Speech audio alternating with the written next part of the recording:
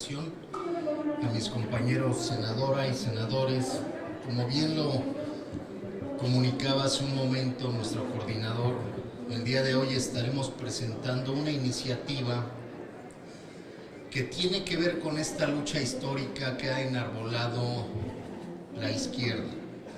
Hoy vamos a proponer una adición al artículo 130 constitucional para que el matrimonio igualitario sea una obligación a legislar en las entidades federativas que todavía no lo hacen. Recordemos que en la Constitución por mucho tiempo no se contempló esta figura jurídica cuando desde tiempos de la Reforma se estableció como un contrato jurídico. Pasó después por ciertas formalidades y en los códigos civiles se establecía como el matrimonio, la unión entre hombre y mujer. Ha venido cambiando esa terminología y ese concepto, y en estos últimos años se dio un debate profundo de contenido que tiene que ver con esos derechos de tercera generación, donde ya se contempla en varias entidades al matrimonio como la unión entre dos personas, indistintamente de su orientación o su preferencia sexual. Por eso, receptivos a las demandas de estos sectores de la sociedad con una preferencia u orientación distinta, estamos nosotros proponiendo, insisto, que el artículo 130 de la Constitución Política de los Estados Unidos Mexicanos diga que cualquier persona pueda contraer matrimonio independientemente de su orientación o preferencia sexual. Y nosotros estamos proponiendo un artículo transitorio mediante el cual, una vez aprobada esta reforma, se les dé un periodo de gracia a las entidades que todavía faltan por contemplar esta figura en su Código Civil, de 120 días, a partir de que esto se pueda reformar aquí en el Senado como Cámara de Origen y en la Cámara de Diputados como Cámara Revisora. Y también el día de hoy estaremos subiendo un punto de acuerdo que tiene que ver con ustedes, con todos aquellos que se dedican a la actividad periodística, porque en estos últimos años en nuestro país ser reportero, ser periodista es una de las profesiones, o pudiera decir la profesión más peligrosa.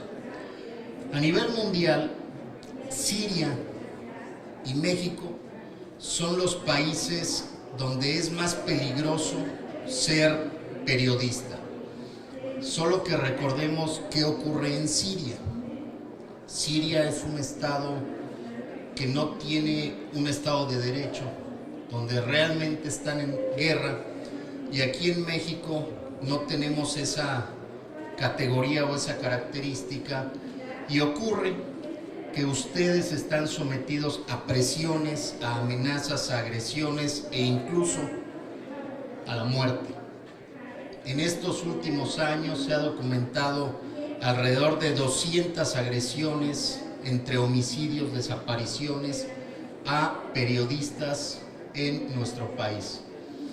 Preocupante también que hoy escuchamos un discurso de descalificación, de agresión directa con nombres y apellidos a diversos comunicadores, periodistas, reporteros de parte del presidente electo. La semana pasada, en el marco de la consulta que hicieron por el aeropuerto, Andrés Manuel mencionó 4 veces a Carlos Loret de Mola, acusándolo de que tenía acciones del aeropuerto, que tenía intereses, que era mandado, que era pregonero, etcétera, etcétera, etcétera.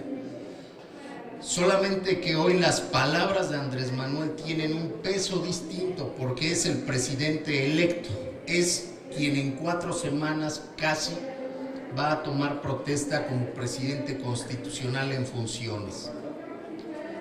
Pero en el pasado ha calificado a varios de los medios de comunicación escrito, digital, electrónico, etcétera, de prensa fifí, de prensa vendida, y eso en un Estado de Derecho no lo podemos nosotros permitir. Por eso el PRD el día de hoy estará subiendo a tribuna a plantearle a los integrantes del Senado que nos pronunciemos. ¿Para qué? Para pedir el respeto a este derecho consagrado en la Constitución como es el derecho a la libertad de expresión. Y por otro lado le pediremos a las instancias encargadas que nos detallen en un informe de todos esos eventos y que nos den con precisión las cifras de cuántos periodistas han sido desaparecidos, amenazados, asesinados, etc.